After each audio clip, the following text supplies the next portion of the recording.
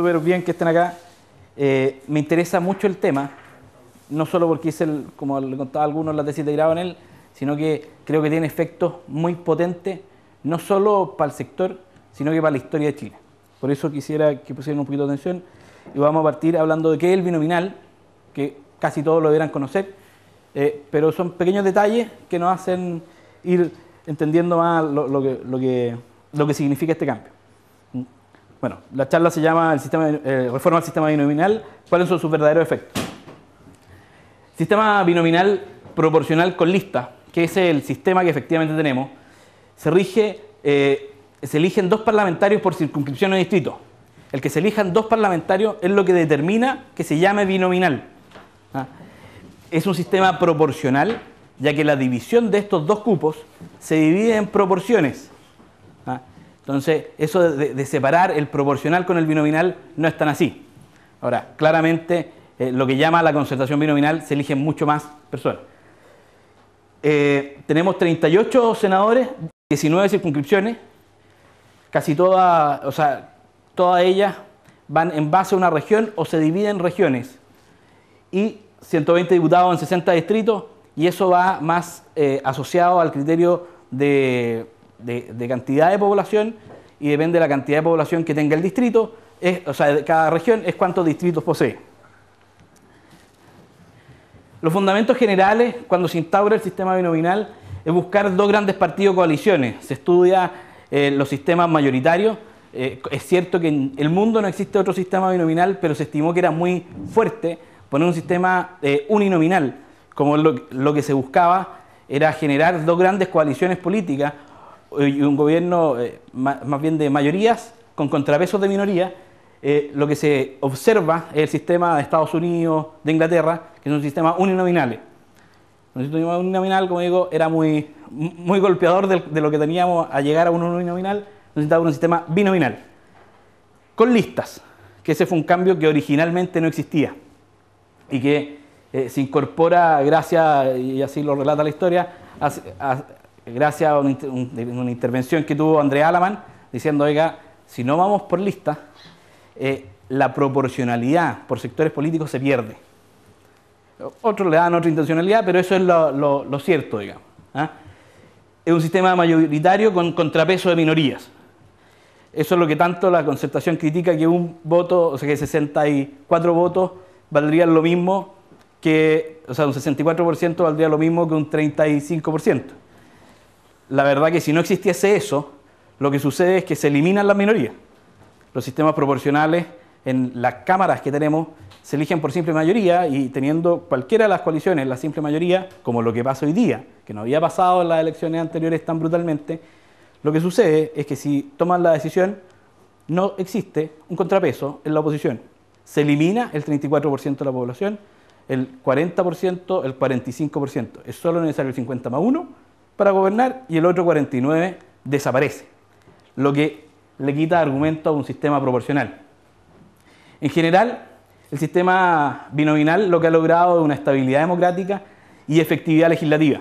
Al generar dos grandes coaliciones políticas, logró un avance legislativo muy fuerte. A pesar de que todavía escuchamos el que las leyes duermen en el Congreso, eso en el periodo previo, que en un sistema proporcional multinominal, parecido a lo que estamos buscando hoy día, la gente hablaba de los grandes discursos del Parlamento y que se admiraban mucho. Y yo personalmente hay varios discursos que uno los mira y dice, eran potentes. La verdad que era la única forma de convencer a alguien más de algún otro sector político que fuese avanzando un tema. Y las leyes dormían y dormían, y el Parlamento se iba alejando cada vez más de las necesidades de la población. Por eso se busca, como respuesta a ese sistema proporcional, un sistema de mayoría con contrapeso de minoría, y se llega a este binominal. En definitiva, fue la respuesta a la incapacidad del sistema proporcional para superar la crisis institucional previa a 1973. Además, se genera un sistema presidencial, hay otras medidas, pero el sistema binominal, ese es su fundamento. La nueva mayoría, en su programa de gobierno, incluye dentro de las reformas constitucionales la nueva constitución, o sea, dentro del nuevo sistema electoral. Y aquí nos dice, palabra un poco amplia, la nueva Constitución debe consagrar los principios que aseguran el sistema electoral que recoja los principios básicos de la democracia representativa. Es algo bien sin decir nada. En este ámbito específicamente impulsaremos la sustitución del actual sistema binominal para la elección parlamentaria por uno de representación proporcional. El programa no dice mucho. Luego ya más las promesas de, estas son las frases de Hinz-Peter hace pocos días, una vez que ya había terminado el proceso de discusión en el... O sea, bueno, Peñaguilillo, una vez que había terminado el proceso de discusión en la comisión de la Cámara de Diputados, él señala luego de un debate amplio político de por qué es necesario para Chile tener un sistema electoral mucho más representativo, que fortalezca la democracia, que incorpore las nuevas fuerzas políticas, que dé término a un sistema tan excluyente y único en el mundo como el sistema binominal. Consignas que justifican el reemplazo del binominal. Siempre se ha dicho, y de hecho a mucha gente de nuestro sector lo tienen medio convencido, de que sobrerepresenta a la derecha, de que es antidemocrático, de que no siempre gana el candidato con las más altas mayorías. También podrían, y eso es un error del sistema de lista, pero que se justifica en la proporcionalidad, entonces es un poco complejo de entender. El 65% vale lo mismo que el 35%, creado en dictadura, rompe la tradición chilena. El proyecto en discusión. Ahí entramos ya. El mensaje del presidente de la República nos dice nuevamente que contradice la tradición republicana, que es creado en la dictadura del general Pinochet y además lo clasifica de excluyente. Después da su objetivo. Y en los objetivos dice reducir la igualdad del voto. Esto justifica el aumento de parlamentarios asimilándolo al sistema de la primera mitad del siglo XX. En base a ese objetivo, ellos dicen hay que crecer en la cantidad de parlamentarios. No sé acaso se justifica en reducir la desigualdad del voto, sino que eso es más bien una redistribución de los diputados. Permitir una representación e inclusión de todas las corrientes políticas significativas. Con esto justifican el redistritaje y la redistribución diferenciada de escaños. Aquí tenemos un sistema, y más adelante lo vamos a explicar, que en algunos lugares se va a elegir desde 2 parlamentarios hasta 8, y en el futuro 9. Aumenta la competitividad y incertidumbre de quienes resulten elegidos. Con más candidatos que los cupos a elegir, pues, aquí se va a elegir, van a haber un candidato más que los cupos a elegir, pero bajando el tope del gasto electoral, lo que no da mucha posibilidad a los nuevos candidatos de entrar a este sistema. Facilita la expresión de las mayorías con la representación de las minorías. Siempre, aquí yo soy un poco grosero de repente, pero con territorios electorales de 2 a 8 candidatos, hasta 9 parlamentarios, las minorías pasarían de ser un simple florero en el Parlamento, solo con la capacidad de obstruir o ser atropellada por esta aplanadora. En definitiva, en un sistema proporcional, el 51% puede no respetar en nada a ese otro 49%. Promueve un Congreso que refleje la diversidad de la sociedad.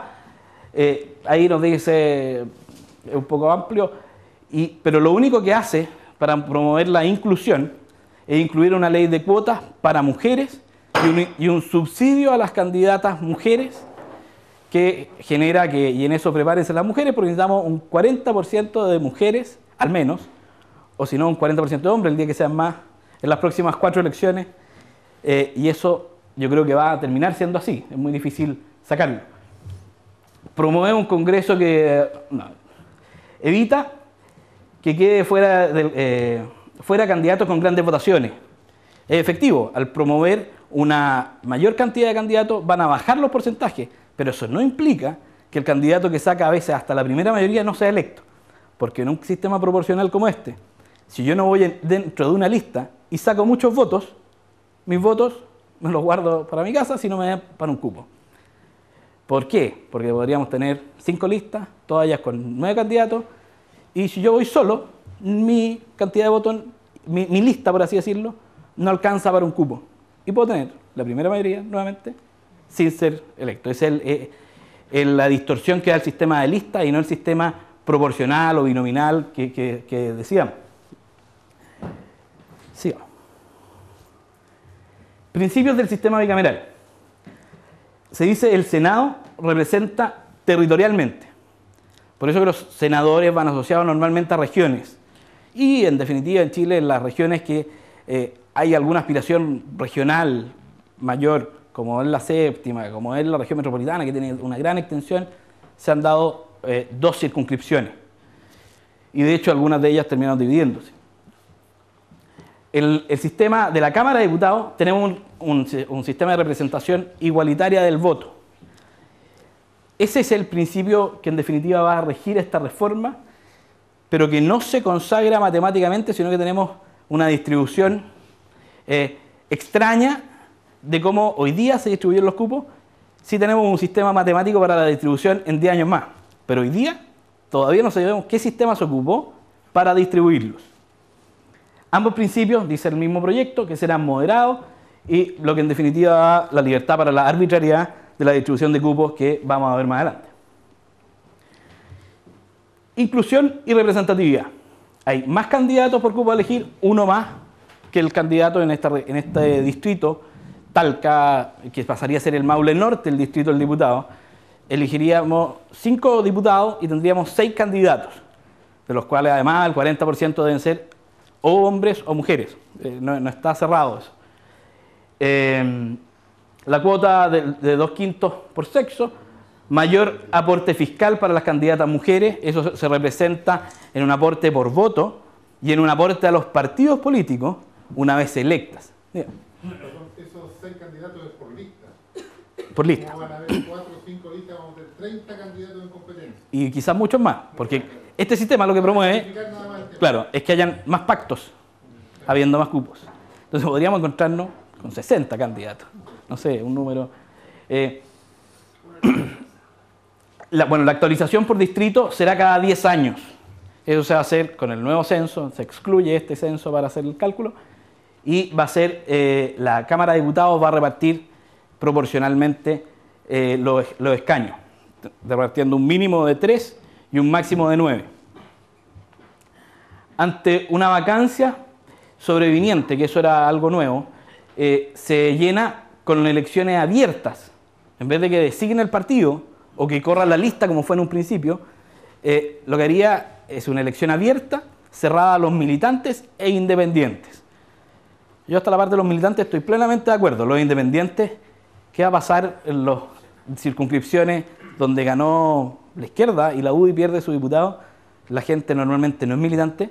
¿Quién va a decidir ese cupo? Si bien nosotros ponemos los candidatos, no es la UDI la que va a decidir entre cuál de los dos. Podría perfectamente un candidato de izquierda decir, no, a mí me gusta más este o este otro, y terminar designándole al partido que pierde su cupo su candidato. Pero es mejor, digamos, que lo que hay hoy día. Pero los candidatos los va a poner el partido. Los candidatos los pone el partido y votarían independientes y los militantes. No, porque se excluyen los militantes de los otros partidos. Que no existe el concepto que es lo que se eliminó de la Constitución de 1925 de las elecciones complementarias, que es lo que produjo, los que saben más de historia, el naranjazo, y que es básicamente el naranjazo, porque se cambia, se elimina constitucionalmente el sistema de elecciones complementarias. Esto es algo intermedio, mejor que el sistema de elecciones complementarias, pero que no llena... ¿Tiene que poner el partido? En los que quiera, los que quiera, pero tiene que llenar un cupo. Hay un puro cupo que eventualmente alguien que murió o algo así. ¿Podría poner uno solo? Podría... no. O sea, mínimo 2, máximo los que quieran. Claro. Y normalmente hay más de uno. Sabemos para eso. Claro. O sea, porque además que la inscripción no es tan simple como que el partido designe, sino que un militante podría decir, yo tengo las condiciones para ser candidato, y cumpliendo los requisitos para ser candidato puede inscribir su candidatura. Ya. No es el partido que los pone. Claro. Entonces no es tan simple. Eventualmente podría haber uno. Porque si no pones uno fuerte con un gallo desconocido, Claro. en el fondo el partido eligió a la persona. Claro, pero si la fuerza política contraria decide el desconocido, podría elegirlo.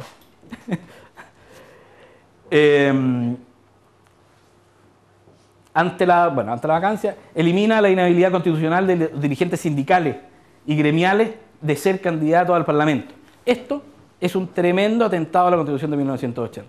La Constitución de 1980 lo que hace es buscar que los cuerpos intermedios sean independientes, que los sindicatos, los centros de alumnos, todos esos cuerpos que se intoxicaron y que presionaron en definitiva a los gobiernos durante la primera mitad del siglo XX, eran, según el constituyente en ese momento, algo muy tóxico para una democracia.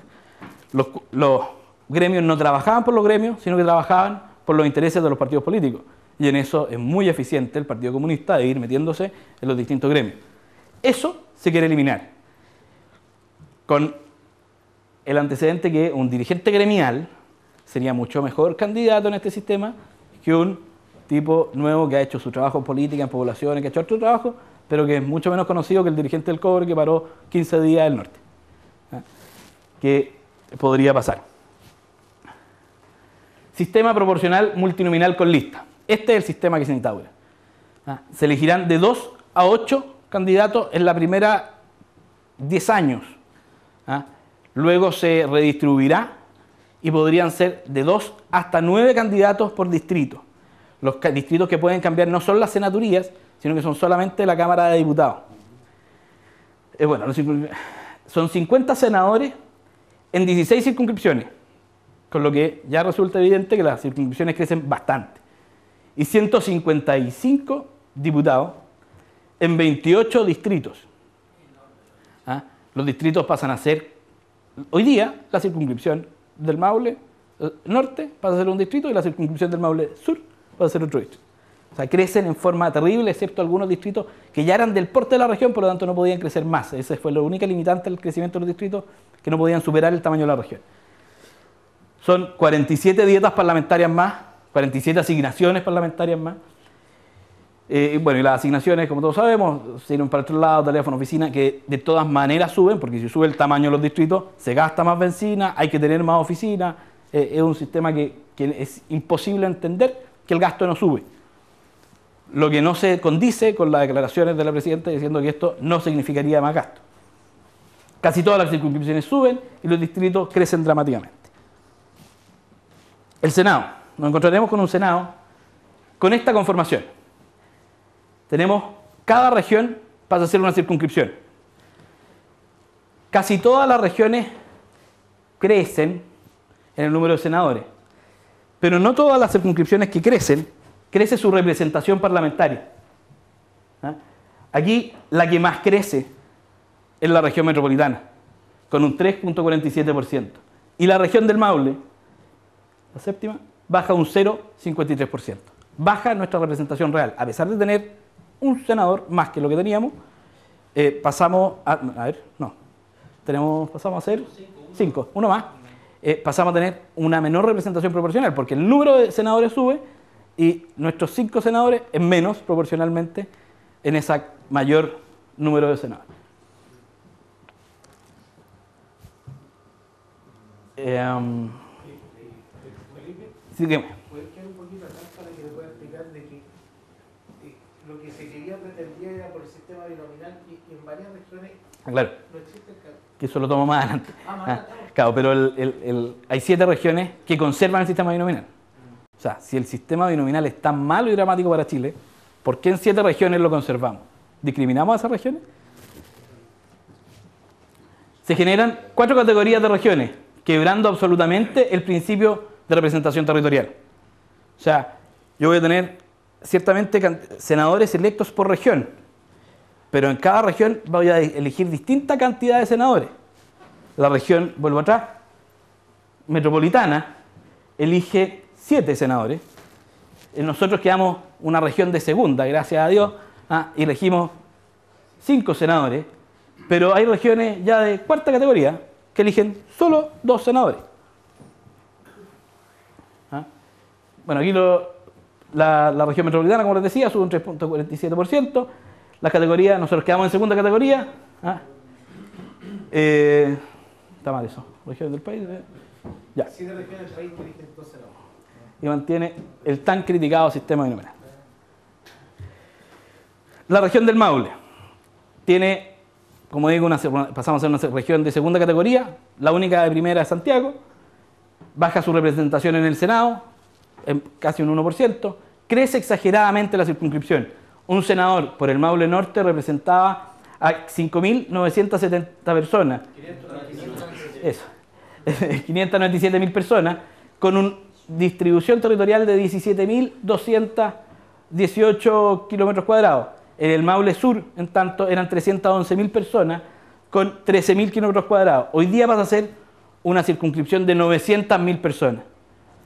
Lo que, obviamente, además, el número no es tan representativo como los que conocemos en la región. Sabemos que esto es una tremenda región que se vuelve mucho más quizá inabordable, que el senador, que ya podía ser medio lejano a veces, va a pasar a ser un cartel, porque más allá de Curicó, Talca y Linares, va a ser difícil ir moviéndose, las distancias pasan a ser tremendas. Todas las comunas, bueno, como digo, excepto Talca, Curicó y Linares, que van a representar el 44% de los votos del senador, tienen una diferencia dramática, y todas las siguientes pasan a representar menos del 5% de los votos, y habiendo varias de ellas que no superan el 1%, están en el 9%. Esa es la dramática realidad que pasaría a tener Pelarco, Pencahue, Empedrado es la más chica. De hecho, la cuarta comuna que no llega al 5% es Constitución. De ahí, todas son mucho más bajos. Aquí, y en eso quiero destacar que los alcaldes, en definitiva, y los concejales pierden poder, porque ya no van a tener la posibilidad y esa cercanía con un senador. El alcalde de Constitución, que constantemente recurría al senador, va a ser más difícil. Hoy día pasa a ser una de las comunas chicas, no la tercera comuna más grande. Entonces, eso va a generar un problema, que para mí es el punto más importante y grave de esta reforma: el distanciamiento de los parlamentarios con sus electores. Los diputados. Se generan el distrito de 3 a 8 diputados. Una vez que se genere la distribución, van a ser de 3 hasta 9. Nuevamente, la región que más va a crecer, ya creció mucho, fue la región metropolitana. Hoy día, 2 de los 4 distritos con 8 son de la región metropolitana. Y hay varios más. O sea, en cada categoría, la distribución desigual por cupos de los distritos. Llegan a haber 6 categorías y van a ser 7 categorías. Ahí la discriminación es mucho más brutal. Un distrito que elige 3 diputados, cuando se enfrenta en la Cámara a un distrito como Santiago Centro, que va a tener 8, poco opinión tiene. O sea, muy poco peso. Y nadie me podría decir que la región metropolitana, a pesar de que es efectivo que la cantidad de parlamentarios por votante es subrepresentada, nadie podría decir que la región metropolitana es menos representada que cualquier ciudad de esta región. O sea, siempre, porque además, y eso es una crítica nacional, los parlamentarios o viven en Santiago o son de Santiago, y siempre van a tener una mayor representación por motivos geopolíticos, por así decirlo.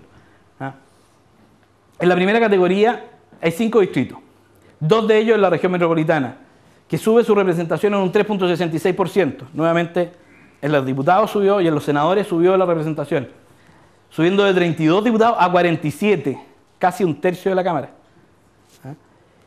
pasando a ser la región que maneja el 30,32% de la Cámara y posee y hoy posee el 26,7%.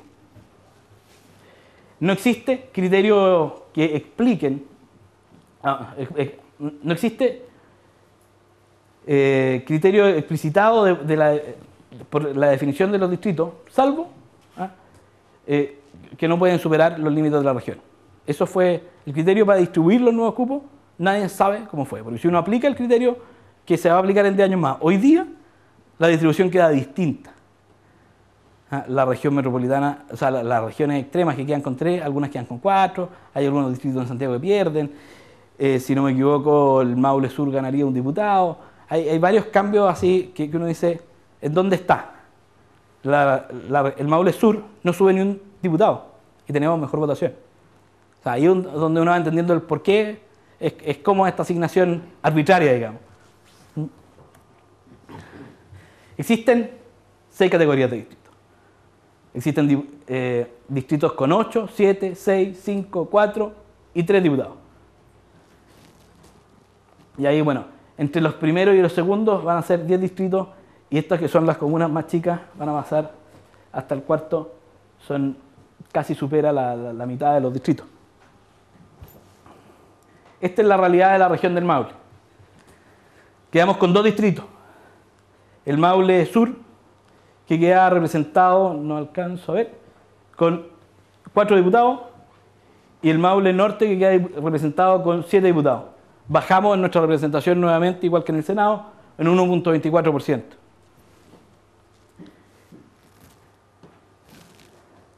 Efectos y conclusiones de la reforma. Los costos.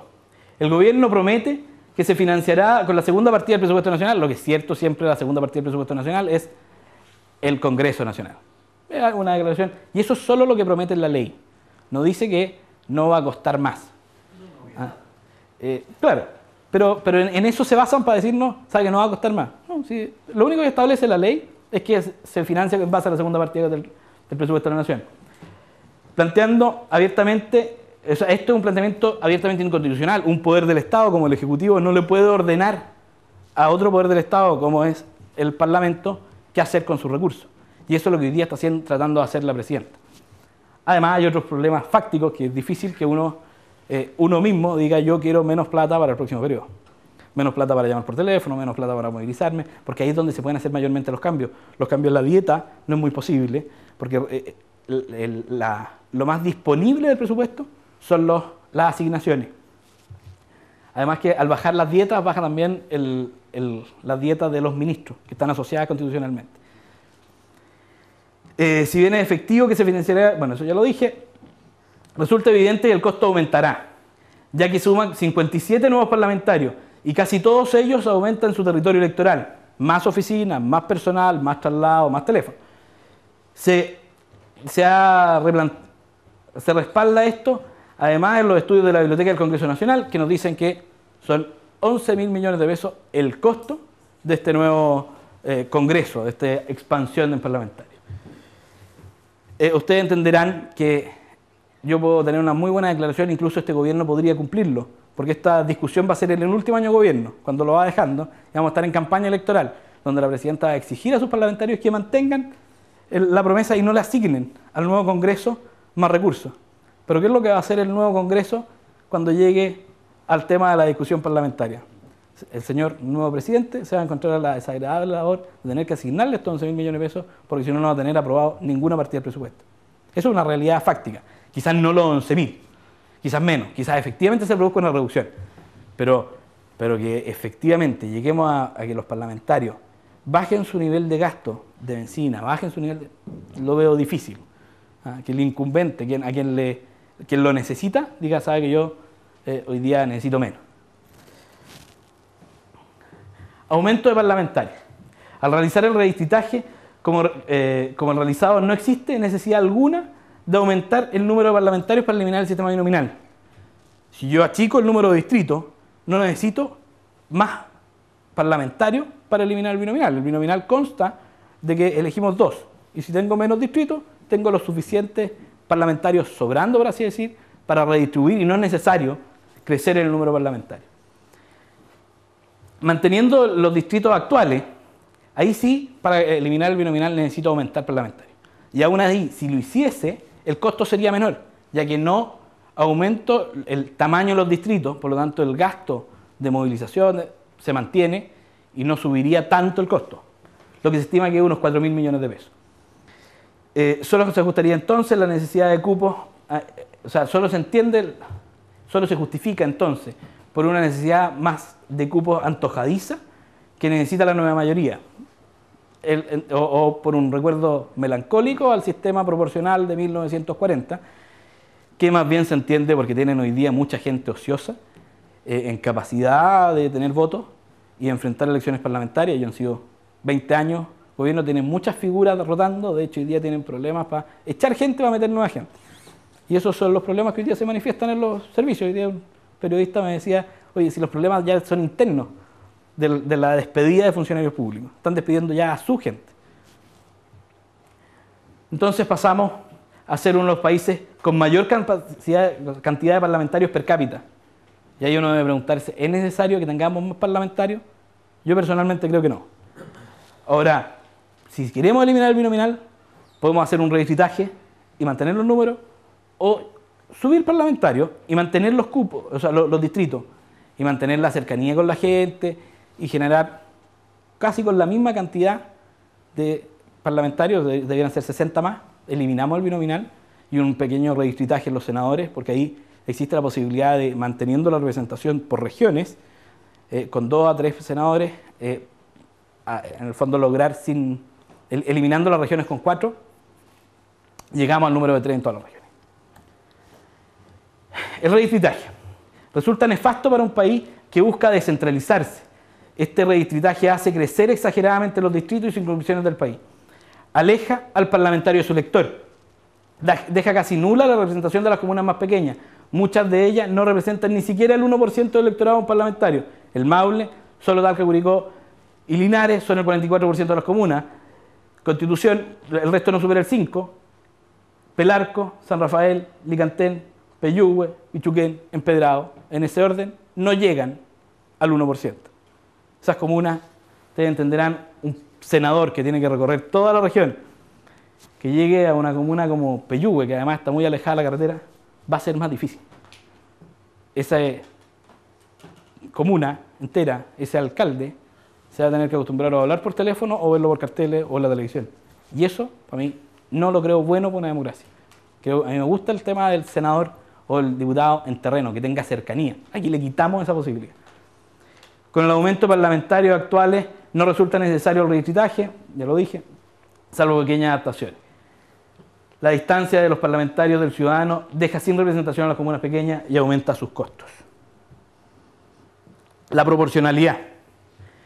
El sistema propuesto en teoría disminuye la sobrerepresentación con respecto al binominal y da una representación de las minorías. Eso es lo que promete este nuevo sistema y es lo que teóricamente debiera suceder. En los cuadros siguientes veremos que eso no es tan así. Esto es lo que ha pasado con el sistema electoral binominal hasta la elección del 2009, en que si bien hay una sobrerepresentación de las dos coaliciones más fuertes, la alianza llega a una sobrerepresentación del 4.7%, pero la concertación, que nos imputa que nosotros somos los super representados, también tiene una sobrerepresentación de un 4.2%. Por tanto, la diferencia de sobrerepresentación no pasa más allá de un 0,5%, lo que en un sistema electoral todos tienen algún grado de desproporcionalidad. Sí, efectivamente deja fuera al Partido Comunista y al Juntos Podemos, quienes se ven subrepresentados en un 4%, y al UCC, Independiente y partidos que han sido medios temporales en la historia, son otro 4,5%. Pero aquí tenemos el análisis de un sistema proporcional, que es el sistema que hoy día rige a los concejales y que es el que ha regido por más tiempo, porque el de los CORE también es proporcional, pero solo ha regido una elección. Si analizamos este sistema, también genera sobrerepresentaciones. La alianza tenía una sobrerepresentación de un 3.6%. En la concertación un 4.1%. Se ve claramente beneficiada. Tampoco en una gran proporción, pero la beneficiada en este caso es la concertación. El Partido Comunista nuevamente se ve subrepresentado en un 4,5% y los otros partidos se ven subrepresentados un poco menos en un 3.1%. Entonces si uno dice, ¿ese es el sistema que corrige todos estos males? Me genera un tanto duda. Después entendamos que además un parlamentario comunista o el Partido Comunista debiese alcanzar en distritos de 8 candidatos sobre el 11% para recién sacar un parlamentario. Entonces, no es tan fácil que vayan entrando, pero sí tenemos claro que el que se ha visto más beneficiado en este caso es la concertación. No lograría eliminar la sobrerepresentación, pero sí promovería un multipartidismo exacerbado. Eso es lo que más se critica y este sistema trata de imitar, haciendo algunas pequeñas correcciones, el sistema de 1940. De hecho, no es una cosa que digamos nosotros, sino que el mismo texto del mensaje presidencial lo dice. Nosotros queremos recuperar la tradición republicana y hace mención de cómo se distribuían los parlamentarios. Efectivamente, en el sistema de 1940 habían hasta 16 parlamentarios por distrito, aquí ya solo en 8. La inclusión. Aquí se incluye solo la norma de discriminación positiva que favorece la inclusión de la mujer, generando cuotas máximas de candidatos hombres o mujeres por sexo, no siendo inferior ni uno ni el otro de un 40%. Además existe un aumento de aporte fiscal en el voto, para el voto de las candidatas mujeres y un monto en caso de ser electas, que es entregado a los partidos políticos para que los partidos políticos hagan promoción a las mujeres para ingresar a política. Así que las mujeres o se preparan porque aquí vamos a salir a buscar gente. Esto es una norma que es muy difícil que no esté. Si bien yo no soy muy partidario de la discriminación positiva, porque creo que denigra en definitiva a la mujer, de la ideología de género en definitiva, está. Y varias de nuestras parlamentarias están en esto, así que esto es algo que va a hacer seguramente. Y hay que prepararse, hay que buscar mujeres. Aquí hay 2, hay 4, hay 5, así que vayan preparándose. O bueno, el único problema es el nombre. El de San Clemente ya empezó. Ya tenemos un candidato en San Clemente que ya empezó parte de la vega. ¿Cómo se llama? ¿La Vale? Ya. ¿Qué?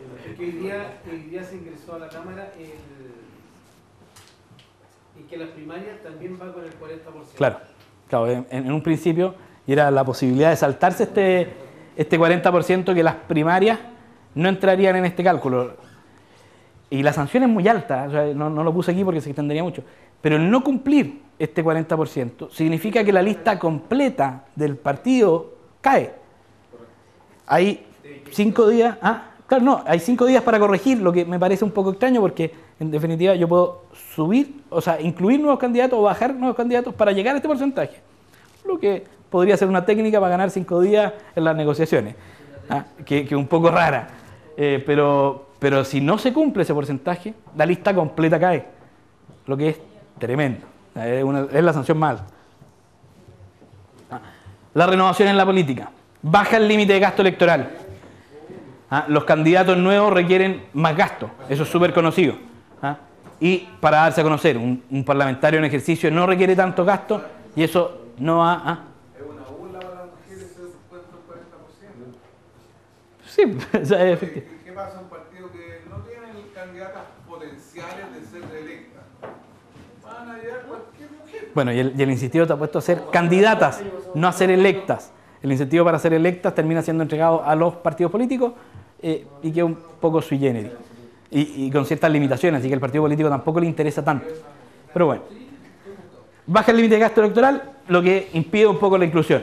Crece exageradamente los distritos y circunscripciones, lo que nuevamente, para los candidatos nuevos, ese gallo que solo era conocido en Talca, que era solo conocido en Curicó, hoy día o mató a alguien, o atropelló a alguien, o anduvo con la canita en la raíz, pero es muy difícil que sea conocido en toda la región. Y eso nuevamente no genera renovación en política. Crece el número de candidatos por territorio electoral. Eso es el efecto que pasó en las campañas de Core. En las campañas de Core vimos muchos candidatos, pero en definitiva, ¿quiénes resultaron electos? Aquellos que eran extremadamente conocidos, extremadamente ya asumidos por la gente. Eso, nuevamente, a todos los jóvenes los notifico, es más difícil ser parlamentario, vayan consiguiéndose el número de la quinita. Aumenta, es una buena opción. Aumentan las barreras de entrada para los parlamentarios a las nuevas figuras. La regionalización. La región metropolitana aumenta en senadores de 4 a 7, en más de un 3.47%. En los diputados aumenta de 32 a 47, más de un 3.66%. En condiciones que hoy nadie podría argumentar que el Parlamento de las divisiones normalmente favorece a Santiago, o sea, no favorece a Santiago.